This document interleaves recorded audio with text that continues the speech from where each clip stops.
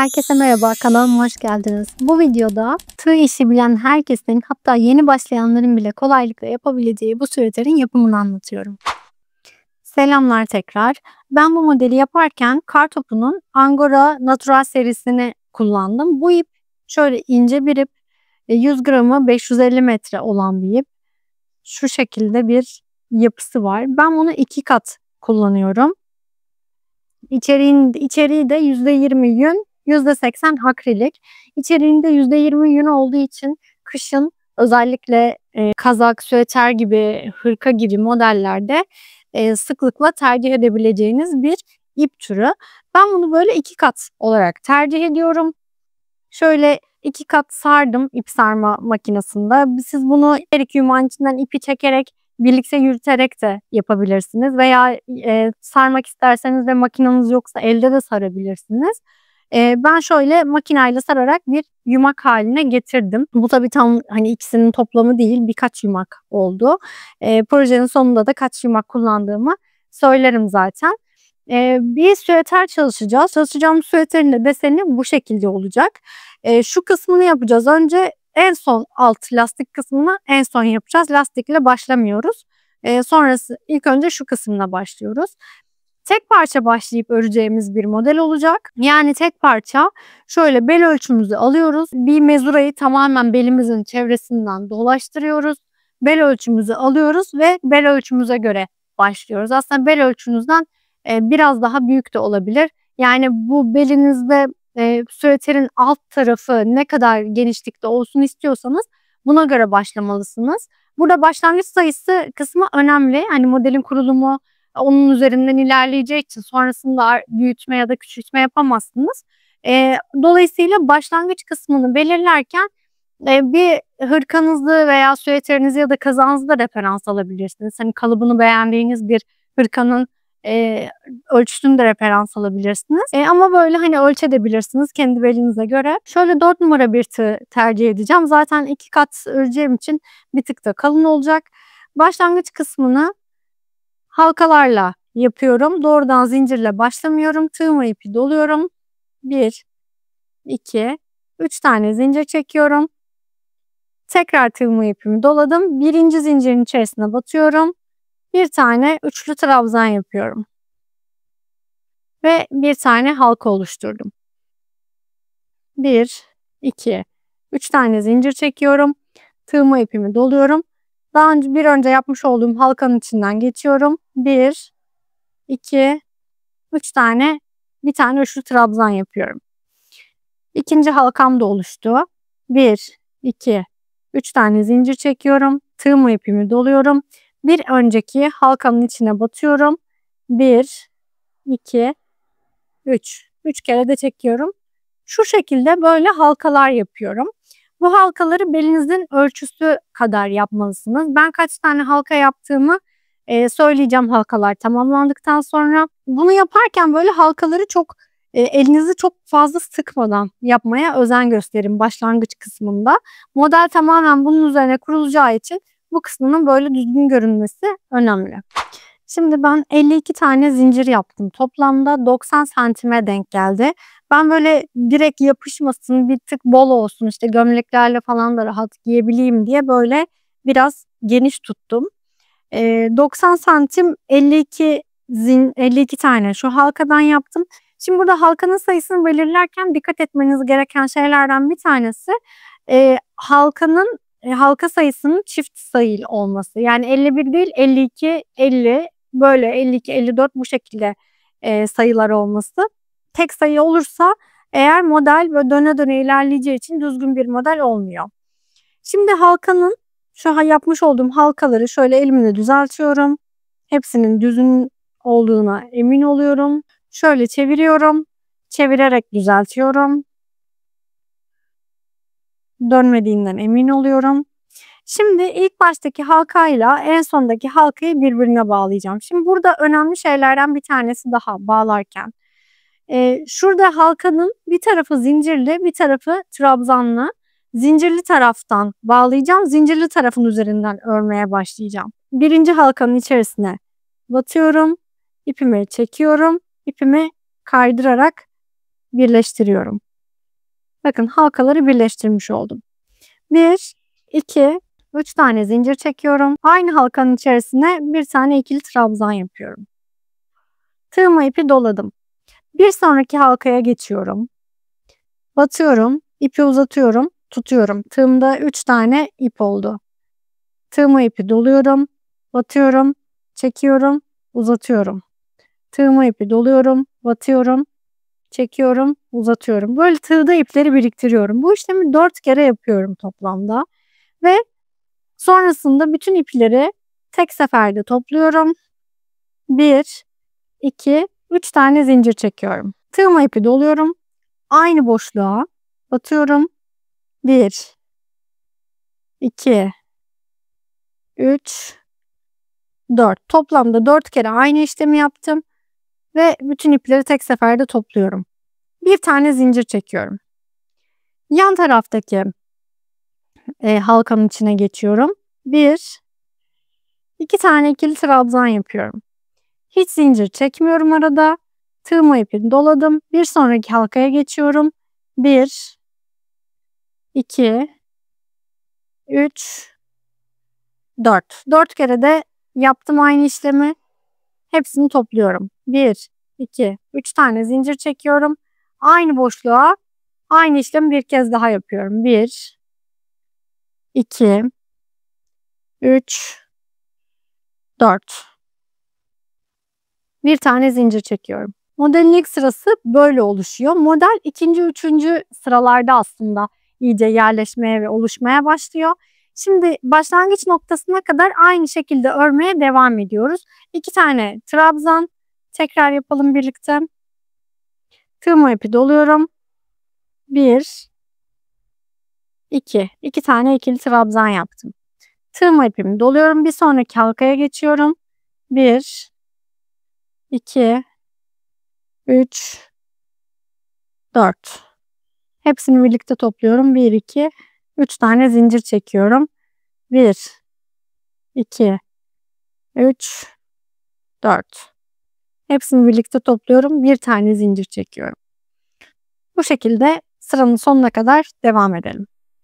Şimdi sıranın en sonuna kadar geldim. Sıranın en sonuna geldiğimde şu 2 tane trabzanı yaptım ve bir tane halka kaldı.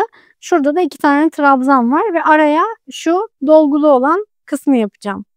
Çift ile başlamamızın, yani çift sayıyla başlamamızın sebebi bu. 2, 3, 1, 2, 3, 4. Bir tane zincirimi çektim.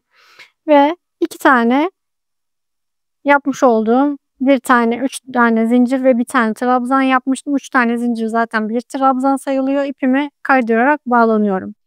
Ve böylece arada bir kopukluk olmadan bir bütünsellik oluşmuş oluyor bakın. Aynı sırayı takip ettiği için çift halkayla başlamamızın sebebi bu. Şimdi ilk sıramızı tamamlamış olduk. İkinci sıraya nasıl geçeceğiz onu göstereceğim. Sonrası da zaten bütün sıralar aynı olacak şekilde koltuk altı hizasına kadar aynı devam edecek. 3 tane altta yapmış olduğum zincirin üstündeyim. 3 tane zincir yapıyorum. Alttaki zincirin üstüne. Hemen yanındaki trabzanın tepesine bir tane ikili trabzan yapıyorum. Tığıma ipimi doluyorum. Şimdi şu yapmış olduğum dolgulu ve arada 3 tane zincir yapmıştım ya. Aradaki 3 tane zincirin boşluğuna batıyorum. 1, 2, 3, 4. Hepsini birlikte topluyorum. 1, 2, 3 tane zincir yapıyorum. Aynı boşluğa 1, 2, 3, 4. Hepsini birlikte çekiyorum. Bir tane zincir. Yanda 2 tane ikili trabzan var. İkili trabzanların tepesine birer tane ikili trabzan daha yapıyorum. Tığıma ipimi doluyorum. Tekrar şu aradaki 3 zincir yaptığım yerdeyim. 1, 2, 3, 4. Hepsini birlikte topluyorum. 1, 2, 3 tane zincir çektim. Aynı boşluğa 2, 3, 4. Sırada 2 tane trabzanlı yer var. 2 tane trabzanın üstüne birer tane trabzan yapıyorum. Ve bu şekilde devam ediyorum. Bakın model oluşmaya başladı. Şöyle uzaktan bakınca daha da net görülüyor zaten. Bunu bu şekilde, hani şöyle zaten sıralar arttıkça modelin tipi de oturuyor yavaş yavaş. Bunu bu şekilde aynı haliyle kol altımıza gelene kadar örüyoruz. Burada kol altımıza gelene kadar dememin sebebi şu: herkesin bu beden uzunluğu farklı olabilir. O yüzden bu süeterin ne kadar uzun olmasını istiyorsanız, yani şöyle hemen belinizin üstünde istiyorsanız oradan itibaren ölçebilirsiniz. Kol altına gelene kadar yaklaşık bir 10-12 sıra tahminimce örerim. Böyle bir tane sırası 2 santim falan yapıyor zaten. Şimdi ben belden kol altıma kadar istediğim uzunluğa gelene kadar ördüm. Toplamda kaç santim oldu? Şu bel kısmından, başladığım kısımdan yukarıya doğru yaklaşık olarak 20 santim kadar örmüş oldum. Bu genişliği de yine söyleyeyim, beden genişliği de 52-53 santim kadar da beden genişliği oldu yukarıya doğru ördükçe. Şimdi buradaki uzunluk benim için yeterli. Alta da en son bittikten sonra birkaç sıra daha lastik de geçeceği için, şöyle şu 3 parmak kadar da bir lastik uzunluğu olacağı için bu uzunluk benim için yeterli. Şimdi bununla birlikte ön ve arka tarafını örmüş olduk aslında. Sadece şu an sırt kısmını ve öndeki ayrım kısmını yapacağız. Şimdi burada ben başladığım noktayı, yani şuradaki benim başlangıç noktamı bir tane kol altına denk gelecek yer olarak işaretledim. Burası benim kol altına gelecek yerlerden bir tanesi. Buraya bir işaretleyici takıyorum. Buraya bir işaretleyici taktım. Şimdi buradan itibaren karşı tarafa da bir işaretleyici takacağım. Eşit mesafede olması gerekiyor.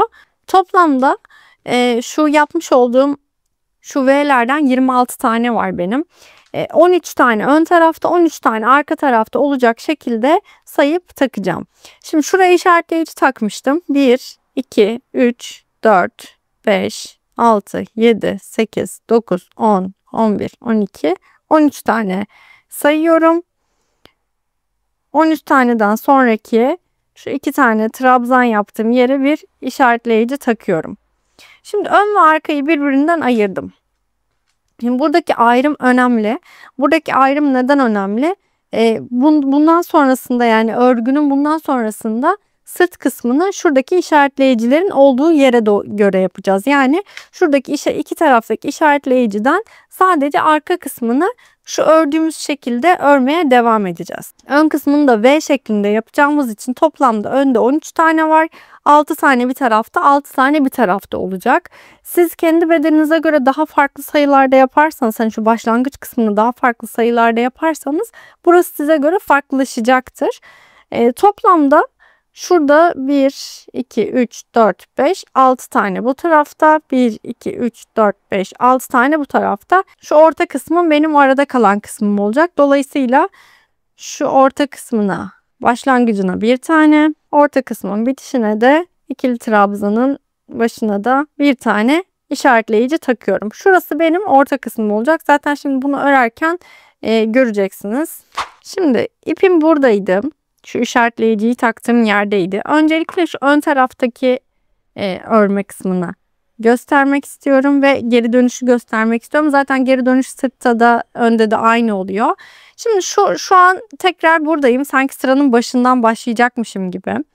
Tekrar yan tarafa 3 tane zincir çektim. Bir tane ikili trabzan yapıyorum. Tığma ipimi doluyorum. Şuradaki işaretleyiciye gelene kadar aynı şekilde örmeye devam ediyorum. Yani alt sıralarda ne yaptıysam aynısını örmeye devam ediyorum şu anda. Şimdi orta tarafa kadar geldim. Şu ortadaki kesme olan yere kadar geldim. Burada 2 tane son trabzanım kaldı. Bu 2 tane trabzanda kesme işlemi yapacağım.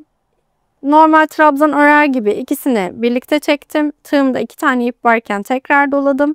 Yandaki trabzana batıyorum. İkisini birlikte çekiyorum. Üçünü birlikte topluyorum. Ben burada 2 tane trabzanı tek trabzan haline getirip kesme işlemi yapmış oldum. 3 tane zincirle bir üst sıraya çıkıyorum. İşimi ters çeviriyorum çünkü artık spiral şekilde örmüyoruz. Git gel yaparak öreceğiz. Ters çeviriyorum. Tığma ipimi doluyorum. Tekrar şu V'lerin olduğu yerden yapmaya devam ediyorum. Kol altında işaretlediğimiz yere gelene kadar Aynı şekilde bir alt sırada ne yapıyorsak aynı şeyi yapmaya devam ediyoruz. Sadece spiral şekilde değil, düz gidip gelmeli şekilde öreceğiz burayı. Bakın ön taraftan bu şekilde görünüyor olacak. Yani şu iki taneyi bir tane çevirdik ve tekli olarak örüyoruz. Kesmeleri sadece gidiş, yani şu bitiş sırasında yapıyoruz. Şu ortaya gelirken yapıyoruz kesmeleri. Bu sırayı tam öreceğiz. Sonraki sırayı da tam örerken bu sıranın sonunda tekrar bir kesme işlemi yapacağız. Bu sıranın şu kısmına kadar, yani şu kol altına gelen kısma kadar aynı şekilde örmeye devam edelim. Şimdi sıranın en sonuna geldim. Sıranın sonuna geldiğimde şurada iki tane trabzan var.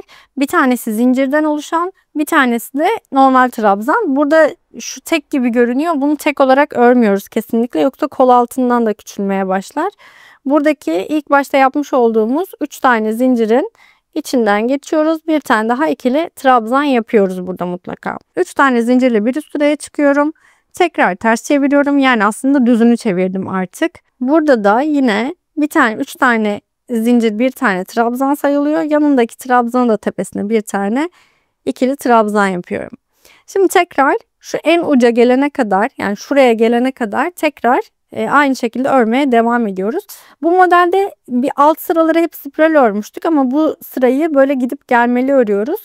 Burada böyle şu toplar ve aradaki trabzanlar aynı olduğu için çok böyle şey gibi ters ve düz olarak görünmüyor zaten. Düz bir şekilde devam ediyor örgü.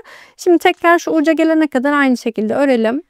Şimdi burada şu orta kısma kadar geldim yine. Şimdi artık burada trabzan yok. Şuradaki şu yaptığımız fıstıklardan var. Şimdi burada bu fıstıkları teke düşüreceğiz bu sırada. Şimdi burada bir tanesini yaptım. Bir tane zincir çektim. Diğer fıstığın tepesine bir tane ikili trabzan yapıyorum sadece. Böyle görünüyor. Burada kesmeleri nerede yapacağınızı karıştırıyorsanız bu arada, yani karıştırırım derseniz şöyle düşünebilirsiniz. Şurası bizim ön yüzümüz, yani süeterin ön yüzü burası. Şu hep ön yüzün sonuna geldiğimizde kesme işlemi yapıyoruz. Şimdi buradan tekrar geriye döneceğiz. Şu en sona geldiğimizde tekrar bu tarafa geleceğiz. Buradaki kesme işlemini bir kez daha göstereceğim. Sonra zaten trabzanlı kesme işlemini yapmıştık. O kısım net ama bu kısmı böyle tek seferde bir göstermek istiyorum. Şimdi geriye dönelim. Geriye dönerken 3 tane zincir çekiyorum. İşimi ters çeviriyorum. Tığma ipimi doladım. Şimdi burada artık şu fıstığın üzerine tekrar bir fıstık yapmıyorum. Bir tane ikili trabzan yapıyorum. 4 tane ikili trabzan olmuş oluyor yani burada artık. Şu şekilde görünecek bakın. Bu şekilde bir trabzan görünmüş olacak. Burada tekrar bir fıstık yapmıyorum. Burası artık şöyle trabzanla gidecek. Diğer fıstık burada olacak. Burada da zaten gerekli bir kesme işlemi yapacağız bir sonrakine geldiğimizde. Şimdi buradan sonra burada 4 tane trabzanı yaptı. Yani 4 tane trabzan, bir tanesi zincir zaten. Geri kalan 3 tanesi trabzan olmuş oluyor. Geri kalanı aynı şekilde örmeye devam ediyoruz. Şimdi burada sıranın en sonuna kadar, yani tekrar şu ön tarafa kadar geldim. Burada yine kol altında kesinlikle hiçbir kesme işlemi yapmıyorsunuz. Dümdüz ilerletiyorsunuz burayı. Şimdi burada 4 tane trabzanım vardı. 4 tane trabzanla başlamışım. Şimdi ben bu 4 tane trabzanı 2'ye düşüreceğim. Alt sıralarda 1 düşmüştük. Burada 2'ye düşüreceğim trabzanı. Çünkü trabzan olduğu için kesme işlemi zaten şurada düzgün bir verevle ilerleyecek. Tığma ipimi doladım. İlk trabzanın tepesine batıyorum. Bir kere çekiyorum. Tığımda 2 tane ip var. Tığma ipimi doladım. Diğer trabzanın tepesine batıyorum. Tığımda 4 tane ip var. İkisini birlikte çekiyorum. 3 tanesini birlikte toparlıyorum. 2 tane trabzanı tek trabzan yaptım. Tığma ipimi doluyorum. Sıradaki trabzana batıyorum. Çekiyorum. Tığımda 2 tane ip varken bekletiyorum. Doluyorum. Ve ilk başta şurada 3 tane zincirle dönmüştüm. Tam bu araya batıyorum. İkisini birlikte, 3 tanesini birlikte. 3 tane zincirle üst sıraya çıkıyorum.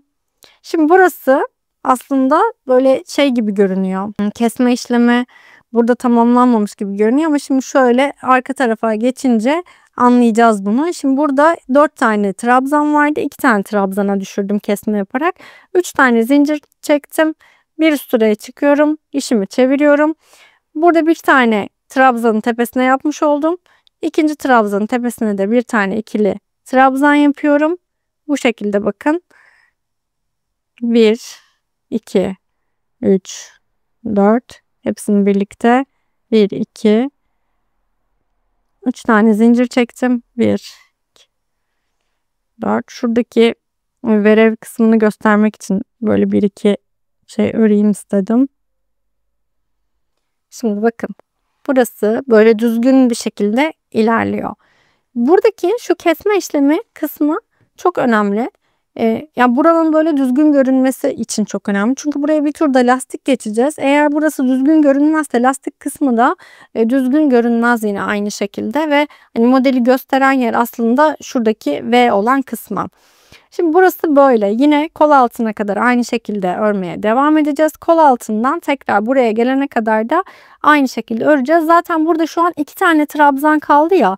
Biz de ilk kesme işlemine şuradaki 2 tane trabzanlı yerden başlamıştık. Yani trabzanı nasıl kesmemiz gerektiğini biliyoruz artık. Sonrasında da şu fıstık olan yeri keseceğiz. Sonra 4 tane trabzanlı sıraya geçeceğiz. Siz burayı istediğiniz kadar tabii devam ettirebilirsiniz. Belki hani yaka açıklığını ne kadar istiyorsanız o kadar devam ettirebilirsiniz. Ben kaç sıra bu şekilde ilerledim onu da söyleyeceğim en son. Şimdi gidelim tekrar şu trabzanlı yere geleyim. Çünkü bu kısmın yani bu taraftaki kesme işleminin birebir aynısını şu diğer tarafta yapacağız. Orada da yine şu işaretleyici taktığımız yerden başlayıp buraya kadar gelip burada kesmeyi yapıp döneceğiz. O yüzden hani tek tarafı eğer bu tarafı iyi anlamanız çok önemli. Diğer tarafı da birebir aynısıyla aynı şekilde aynalama şeklinde yapacaksınız zaten. O yüzden hani diğer tarafı tekrar bir kere daha aynı şekilde göstermeyeceğim. Bu şekilde şu anda. Sonuna kadar gidelim. Şu trabzanlı yere geldiğimde tekrar devam edeceğiz. Tekrar trabzanlı yere geldim. 2 tane trabzanım var. Bu 2 tane trabzanı tek trabzana düşüreceğim. Tığıma ipimi doluyorum. Birinci trabzanın tepesine batıyorum. İkisini birlikte çekiyorum. Tığımda 2 tane ip var. Doladım. Diğer trabzanın tepesindeki yani 3. zincire 3 tane zincir vardı. Burada 3. zincire batıyorum. İkisini birlikte 3 tanesini birlikte ve teke düşürdüm. 1, 2, 3 tane zincirle bir üst sıraya çıkıyorum. Şu kısma bağlanacağım ters çevirip. Bu şekilde ilerleyen bir hafif bir V yaka oluyor.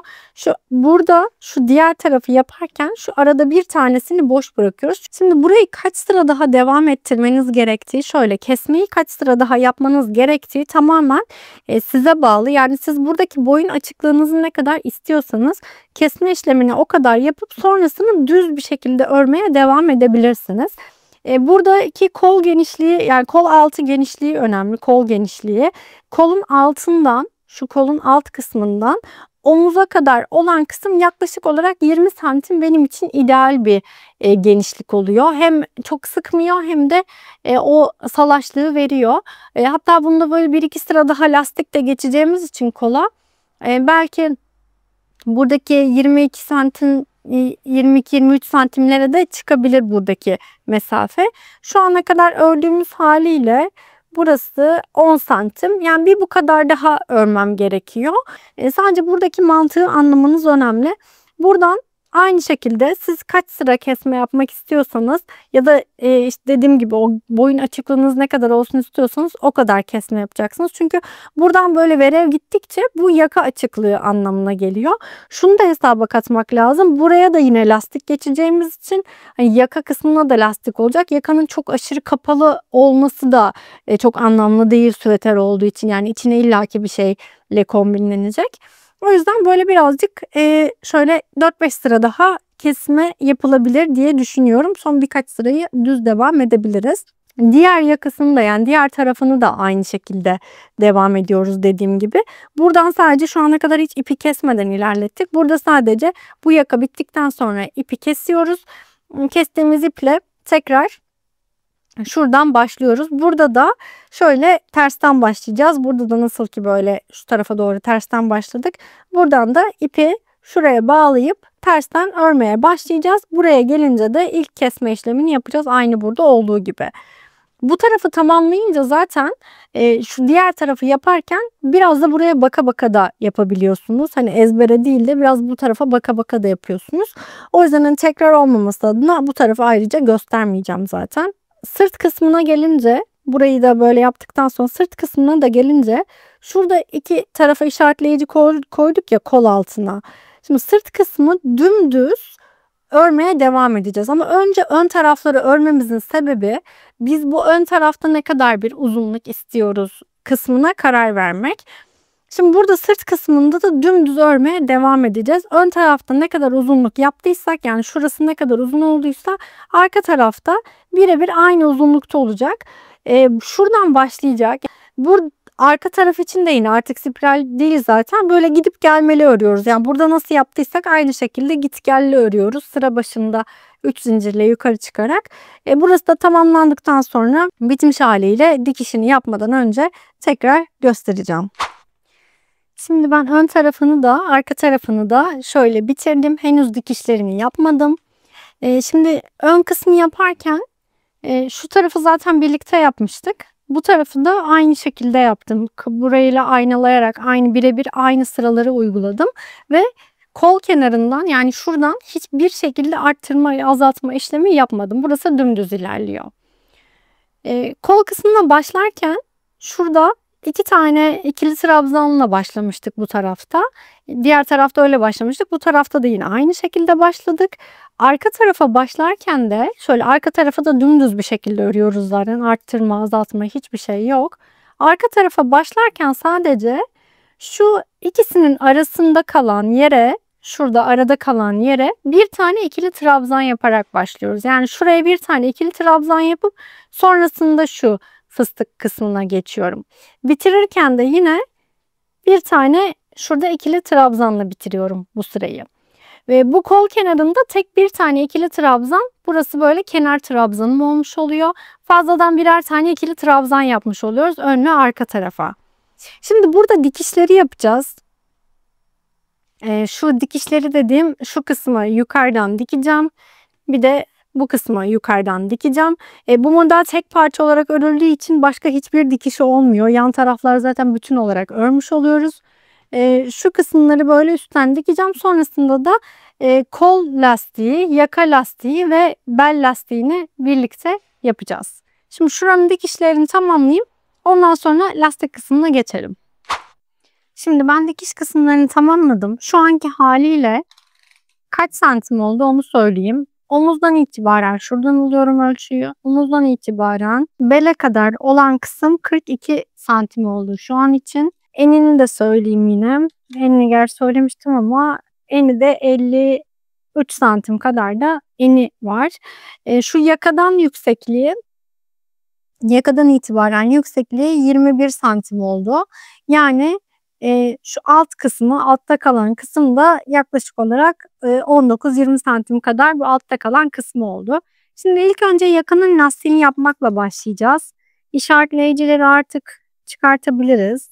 İkili trabzanlar yapacağım. Böyle yukarı doğru ikili trabzanlar yapacağım. Tığma ipimi doladım ve kilitledim. Şuradan başlıyorum. Hemen şu ortada bırakmış olduğum bir tane V fıstık var ya, hemen onun yanından, şuradan başlıyorum doğrudan. Buradan tığma ipime doluyorum bir kez. Bir tane şuradaki yandaki şu trabzan kenardaki trabzanın içine 2 tane ikili trabzan yapıyorum. Bu şekilde görünüyor. Şu kısmını şöyle göstereyim. Bu şekilde görünecek. Hemen yanındakine geçiyorum. Burada hep kenar trabzanlardan çalışacağım. Yanındakine de 2 tane ikili trabzan yapıyorum. Hemen yanındakine geçiyorum. Yanındaki olan kısım fıstığın tepesine denk geliyorum. Buraya bir tane ikili trabzan. Hemen yanındaki trabzanın içinden geçiyorum. Eğer trabzana denk geliyorsak doğrudan trabzanın içine 2 tane ikili trabzan yapıyoruz. Bu şekilde görünüyor. Ama eğer bir tane fıstığa denk geliyorsak burada fıstığın tepesine bir tane ikili trabzan yapıyoruz. Kenarlarda 2 tane ikili trabzan. Bakın yine bir tane fıstığın tepesine geldim. Zaten bu tam şuradaki kesme kısımlarında denk gelecek bir şey. Bir yakada 2 kere falan denk geliyor yakanın tek tarafında. Böyle ikili trabzanlarla bütün yakanın ilk sırası için bu şekilde dolduruyorum. Şuradan itibaren de yine aynı şekilde dolduracağım. Şu yaka kısmına gelelim. Yakanın dönüm noktası kısmına gelelim. Orayı da göstereyim. Şimdi buraya kadar 2 tane ikili trabzanı yaptım. Şu trabzanın kenarına da yaptım. Şu yakanın ayrım kısmı, yani boyundaki bu dikiş kısmına geldiğimizde tam şu dikişin ortasına denk gelen yere bir tane ikili trabzan yapıyorum. Sonra sırada gelen yere, artık burada şu kenarda ikili trabzanların kenarına denk gelmiştik. Şimdi artık ense kısmında doğrudan zincirlerin ve trabzanların üzerlerine birer tane ikili trabzan yapacağız. Burada önümde 2 tane ikili trabzanla başlıyorum ve ortaya 3 tane ikili trabzan. Neden 3 tane? Zaten burada arada 3 tane zincir çekmiştik.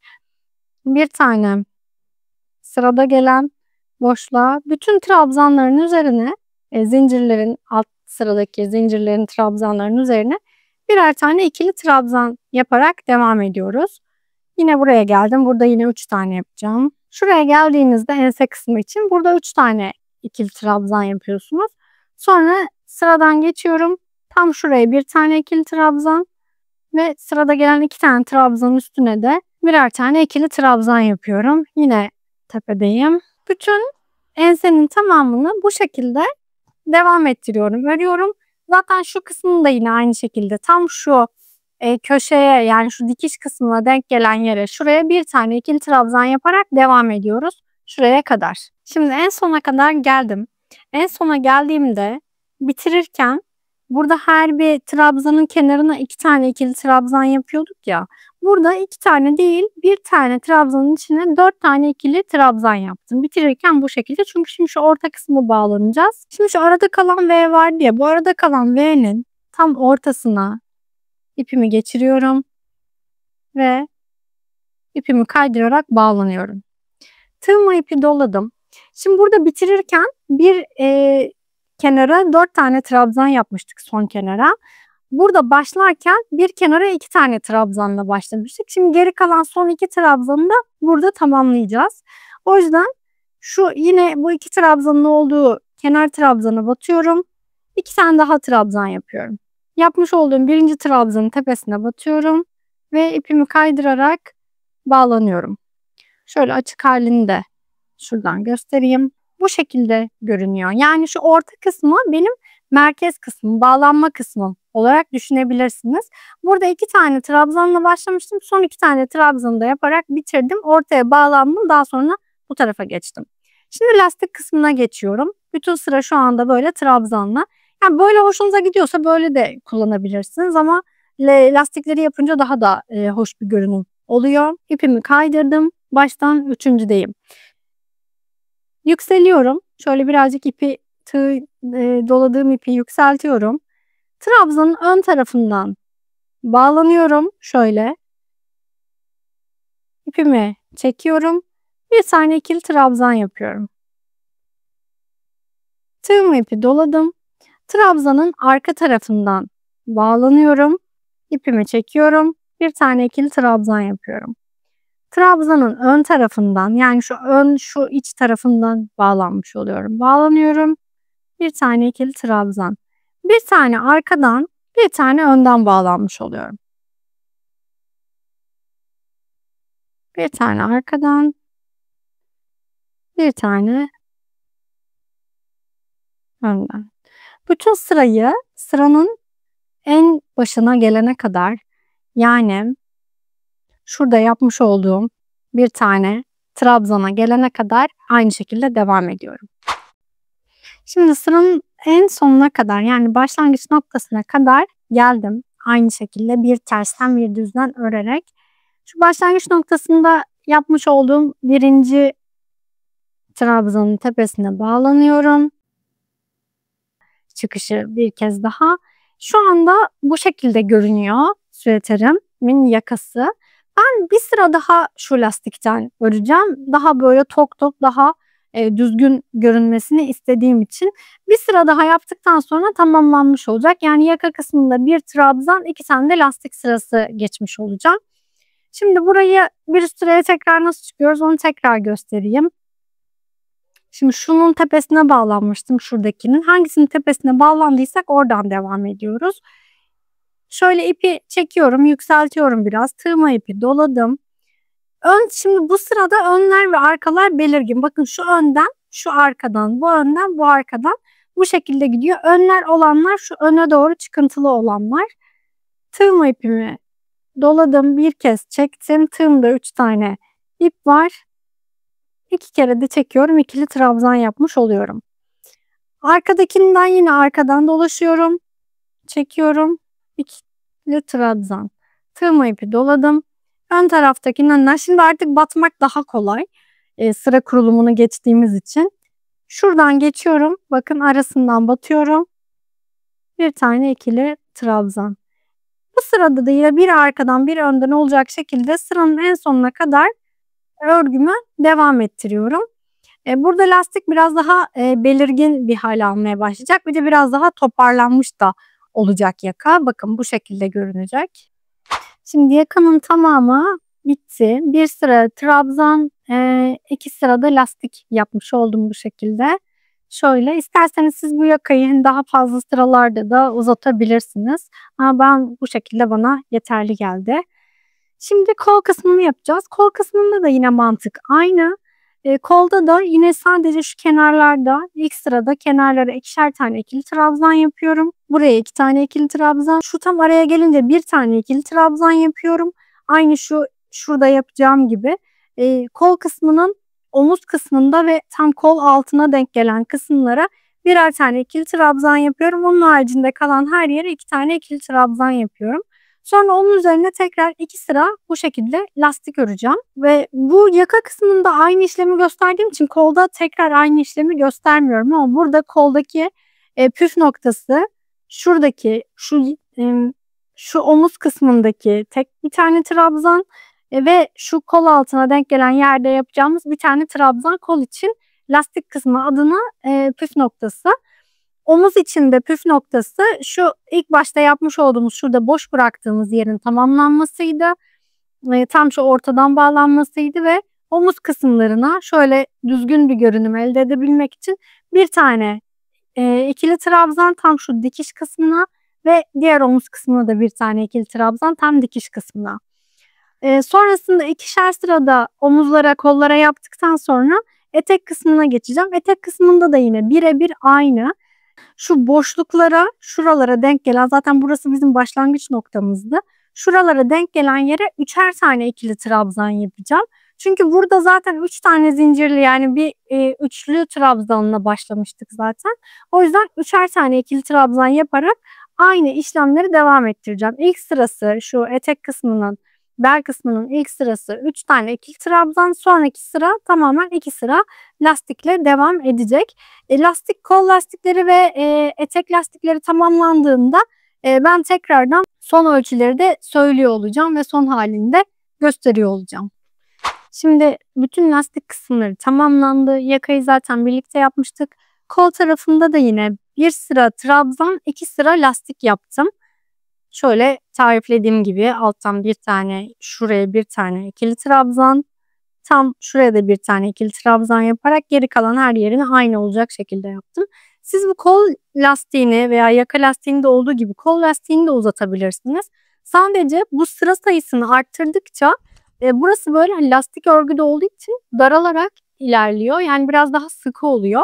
Eğer burada kol lastik kısmını daha fazla sıra yapacaksanız şuradaki mesafeyi daha fazla bırakmalısınız. Yani benim kol için bıraktığım buradaki mesafe 20 santimdi. 20-21 santim kadardı şu ön tarafa ve arka tarafa başlarken. Siz eğer burada kolu daha fazla lastik sırasıyla yapmak istiyorsanız buradaki mesafe 20 santim değil de böyle 24-25 santim kadar bırakabilirsiniz. Çünkü dediğim gibi yani böyle ilerledikçe daralan bir kol olacak. Etek kısmında da yani bel kısmında da aslında Bel kısmında şöyle, bel kısmında da 1 sıra ikili trabzan, 3 sıra lastik yaptım. Bel zaten geniş olduğu için 3. sıra lastiği de kaldırdı. Hatta 3 sıra lastik daha da iyi oldu. 2 sırada biraz daha bol duruyordu. Lastik olduğu çok belirgin olmuyordu. 3 sıra lastik yaptım. İsterseniz de yine aynı şekilde burayı da uzatabilirsiniz. Bu çalışmayı yaparken ya bu süveterin tamamında önü, arkası, her şeyi tamamında dikişleri dahil toplamda 350 gram bu beden için yeterli oldu. Sizin yapacağınız bedene göre daha farklılaşabilir tabii kullanacağınız ip miktarı. İp türü olarak da yani mutlaka her tarifte soruluyor. Hani başka muadiline ip kullanabiliriz gibi. Ya, bence bu süveter için muadil başka bir ip yok. Şöyle, şu kısımları şöyle, fıstıklı olduğu için, böyle çok yoğun olduğu için daha kalın bir ip kullanırsanız eğer burası böyle çok kabarık olur ve model çok kaba durur. Çünkü zaten, hani, süveter ve başka bir şeyle de kombinlenecek. Yani içine bir şey giyerek de kombinleneceği için çok kabarık durur ve kaba bir görüntüsü olur. Yani şuradaki şu görüntüyü elde edemezsiniz. Çok daha ince bir ip olursa da buradaki şunlar yine aynı şekilde çok zayıf durur. Bence bu, angora natural ipi çift kat kullanmak bu süveter için tam, uygun bir ip oldu. Bu deseni başka projelerde de kullanabilirsiniz bu arada. Yani hırka yapabilirsiniz, kazak, atkı da çok tatlı durur. Ya, böyle şiş örgüsü gibi görünen böyle çok tatlı bir desen oldu. Duruşu da bu şekilde. Umarım faydalı olmuştur. Yapacaklara şimdiden kolaylıklar dilerim. Bitmiş ürünlerinizi benimle Instagram üzerinden de paylaşabilirsiniz. Bu videoların devamlılığı için beğenmeyi, yorum yapmayı, kanalıma abone olup bildirimleri açmayı unutmayın. Sonraki videolarda görüşmek üzere. Bay bay.